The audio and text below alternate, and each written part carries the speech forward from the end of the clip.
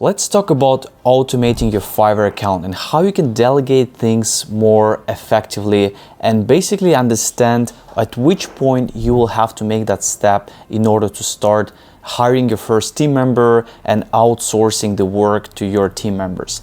And for me, for the last 10 years, it's been a very interesting journey because at some point I tried to delegate more things throughout my Fiverr journey, and then eventually I decided to downscale that and try to handle things myself again, majority of things. And then I went into this period of time where I started to delegate again. And what I learned is that if you want to pass to the next step, meaning that if you want to, grow your Fiverr career and be able to scale your agency more effectively, you need to definitely delegate things. I wanted to show you the path, what you can do first and what the first steps can be from your side. Of course, you can be selling different services, not necessarily social media marketing, digital marketing like I'm doing. Maybe you're doing logo design or graphic design or website development, but the structure is going to be more or less similar for you as well. So when we look at the Fiverr structure, right? So we have our inbox messages where we can have here, besides inbox, we can have, let's take a look, for example, we can have timer messages, right? So that's one of the things that you can, and essentially that's probably the best ways to start delegating your work. When you start hiring your team member first time, it's gonna be good to just teach her or him to do the timer messages, because you wanna be as soon as you can to respond to them, and essentially they will be impacting your inbox response rate, and at the same time you will be able to, they are much easier, because most of the time when I'm getting messages, clients are asking me, I have this business, I have this Instagram page that I want to grow, and most of the time I'm asking for them to send me their Instagram page. So it's going to be pretty simple, pretty straightforward. But then the next thing we have is to, besides the timer messages, we also have, let me actually write it here, for example. So besides the timer message, we have closing as well. So meaning that you need to be able to essentially come to the point where their, let's say, what they're looking for, what sort of, goals they have, and now you need to close, right? So for the closing messages, you can have a quick response message. That's definitely what I use as well, and can be very, very effective as well. So you can use a quick response for that. So in my case, what I do first I have the timer messages, and then I can do, for example, offering. So I can explain what I can help them with, and then third one can be the closing, right? So this is sort of how I usually have my workflow in the inbox message. So I get a message, I respond to the timer, and then once they respond to me with their information, I look at their website, I look at their social media, and I can already come up with an options what I can offer them. So I don't like to go very back and forth with the questions, because the client doesn't have time as well. They're probably talking with other sellers. So if you want to be able to close this client as soon as you can, you need to be very clear, and you need to just be following those three steps, the timer, the offering you have, and then the closing. So that's pretty much it. The messages is probably going to be harder, because when we talk about this idea of automating, you need to understand that people need to access your Fiverr account. So when I talk about this, and I will just break this for you, for example, let's say we go for here. So they need to access your Fiverr account in order to do those inbox messages. Unfortunately, Fiverr doesn't have a way for you to assign a team member, which is kind of sucks at the moment, but hopefully in the future, this is not going to be the case. I can put no access, and then delivery, they still need to access. So, okay. So this is sort of the structure, right?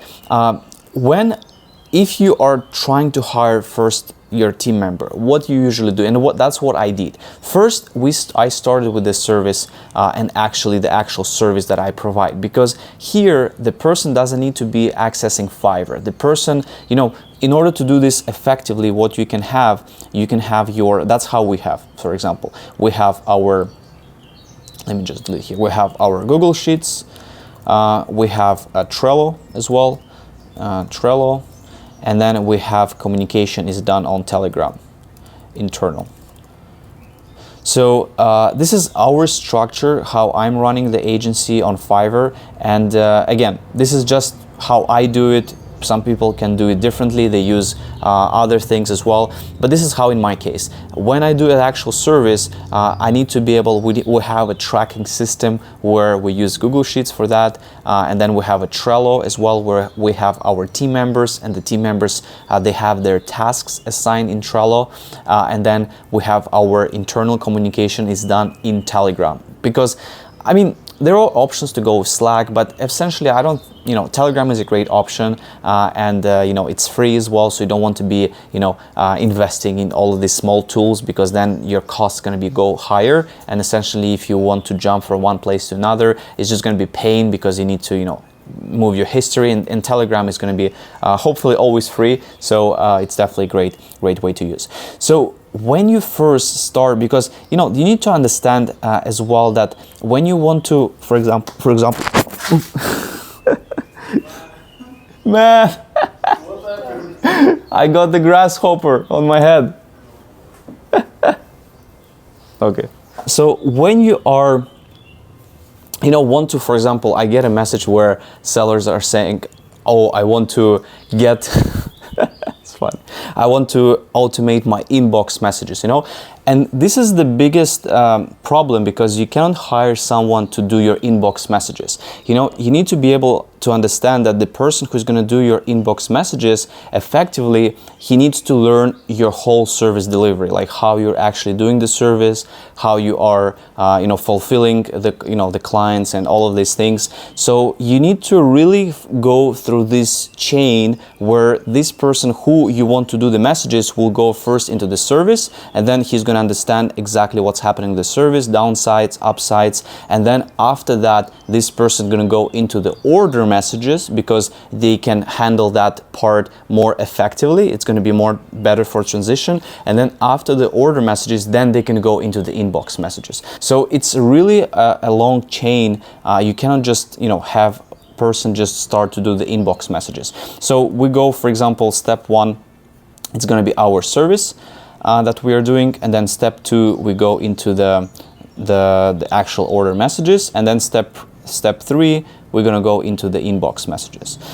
So this is kind of the process for you to understand, and it's very hard. So for example, I have a team member and I'm going to show you some places that you can start finding your first team members, and some of the actual places where we are also hiring people, and I think that can be useful. But ultimately it's all about the relationship. It's not about even how to find the right person, but it's all about building that relationship. You need to find a person who will be also investing in your, let's say, Fiverr journey, in your business, and essentially that person should show you during this service process that he or she really cares about your business, about your Fiverr journey, and wants to help as well, and to help to grow your your overall business. And then essentially once you see that, then you can start to go into the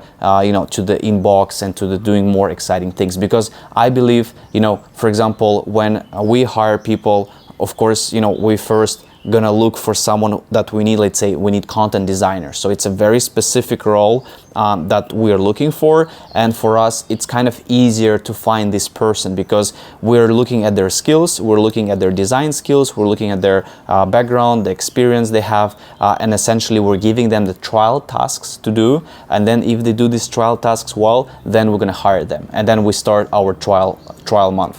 Versus where you're going to hire for inbox, you really need, it's going to be very hard to find that person. So essentially, person who are starting with content designer maybe can be transitioned into the inbox message, because you will have some sort of already time spent together in your company, and they will be able to understand what works, what doesn't work, how things should be done, and it's going to be much better. So I don't think there is a specific person that you can find right away in the inbox. Okay, so let's take a look at some of the places that I can recommend where you can find people. First thing, those are two places that we usually find people. So the first one is JobRack.eu. You can find people mostly from Eastern Europe, the Balkans, Serbia, Montenegro, Bulgaria, Albania, other places. They also trying to expand to other, you can find even people like from Belarus, from Russia, from, you find all over the world pretty much. South Africa that they're trying to push. Of course, on these websites, you will find people from these countries where, let's say, if you're paying them, for example, let's say we take $1,000, right? $1,000 in the US might not be a lot.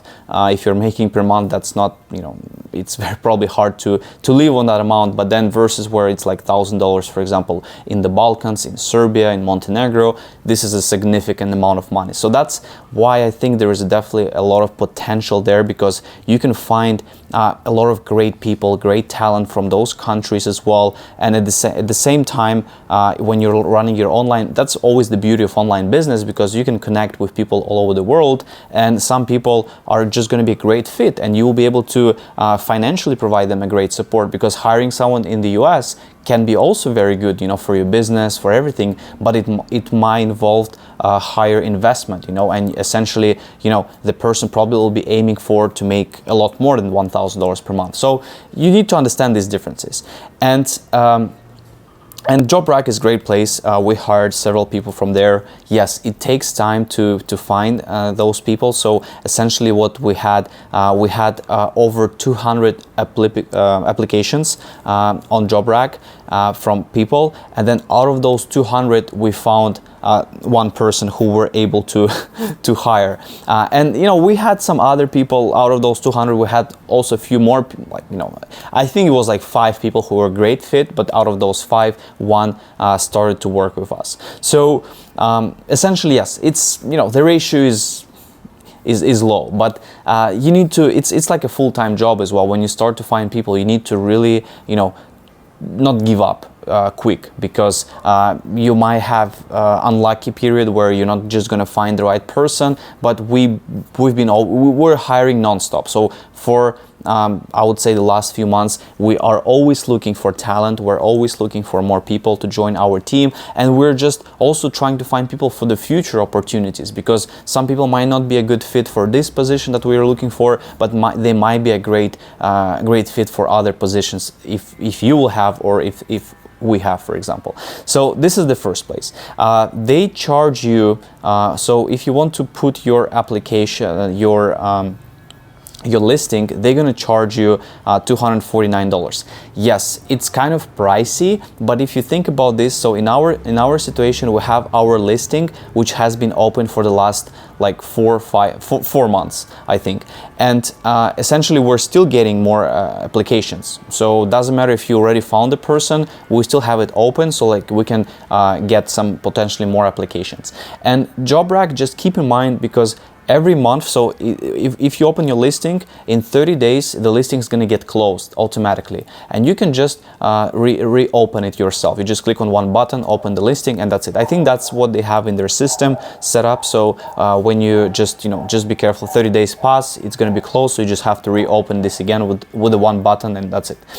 So this is the first place. The second place that is interesting as well, it's called onlinejobs.ph, and this is more a website where you can have a Filipino, people who are going to be looking to join your team, your business. They're focusing mostly in the Philippines, because the same, it's more about the economic situation. Of course, when we compare like US to the Philippines, the prices are different, and the same amount. I think from my experience, because I've been going to the Philippines a lot of times, and we had an office there, we had bigger team that now we have only one person who is from the Philippines, but she's been with us since 2016.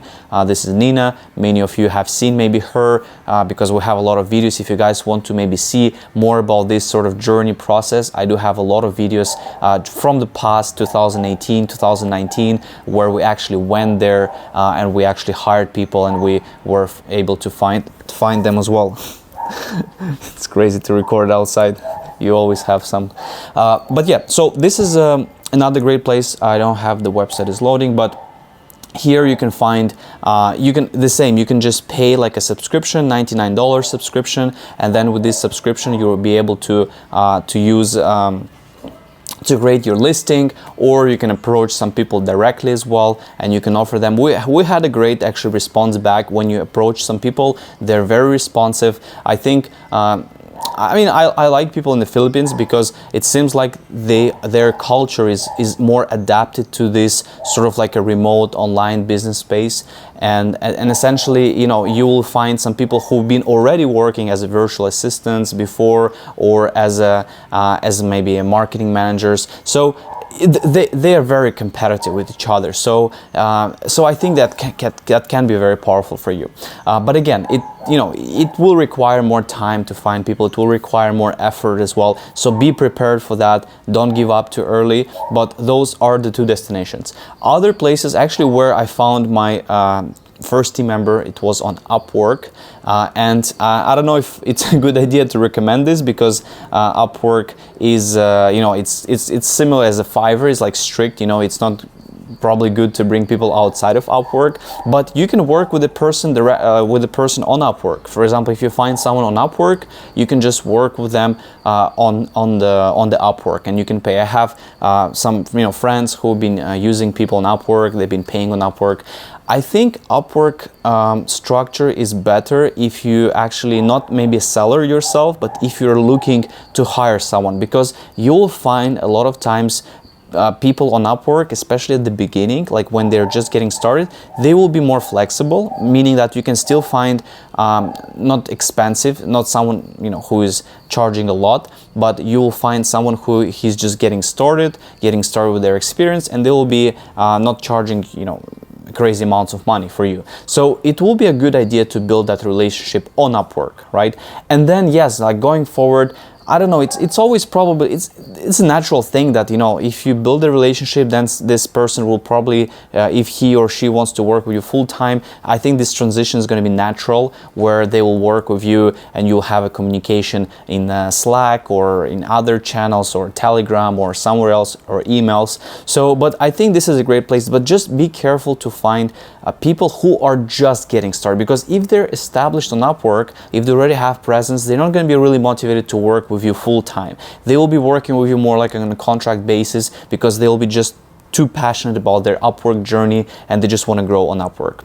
So that's why you guys have those three places to try to find. Essentially, with anything you do, it takes time, it's effort. You cannot just do this in one day. You need to give yourself a few weeks, few months to be able to build this system. But essentially, if you're looking at this structure, it's definitely possible. And when I started hiring my first team member, what I did is that I just took this, for example, service part, and I just list down all the things that I'm doing every single day. I put, like, for example, this, let's say, researching hashtags, optimizing profile, setting up posts or scheduling posts. I just wrote every single piece of information that I do myself, and then I was looking at this and I was like, okay, this I can definitely teach someone to do this. This I can definitely do that as well. This I cannot, because it involves my commitment as well. So there are things that you can outsource right away. You just need to be, kind of like more strategic and look at this and list down all of the tasks that you're doing every single day, so you can know what things you can outsource and what things are not. And then even if you outsource, even if one task takes maybe 15-20 minutes per day, it's already good, because you can just pass this to another person and you have 20 minutes free now, so you can start to do something different. And then when you start to collect all these small tasks, it will end up being like 2-3 hours, and then those 2-3 hours you can do something more. You can maybe work on better systems, you can maybe work on better structures, or automating things as well. So guys, again, this is possible, but you just have to look at this, from the big picture, and you have to go into step by step. You have to be patient. You can't just go and find someone to do your inbox, like I already mentioned. And please, if you are interested as well to learn more about the Fiverr, how to scale Fiverr, I have a free course.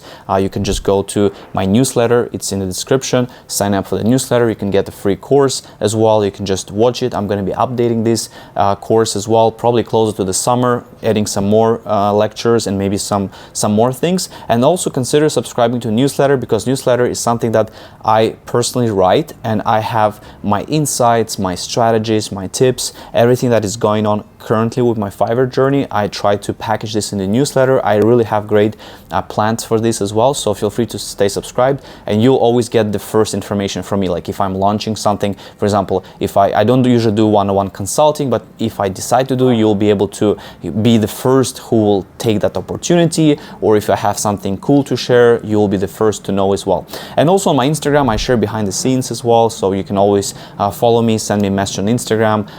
If you have any question, requests, I'll do my best to get back to you. And guys, thank you so much for your support, and see you in the next video.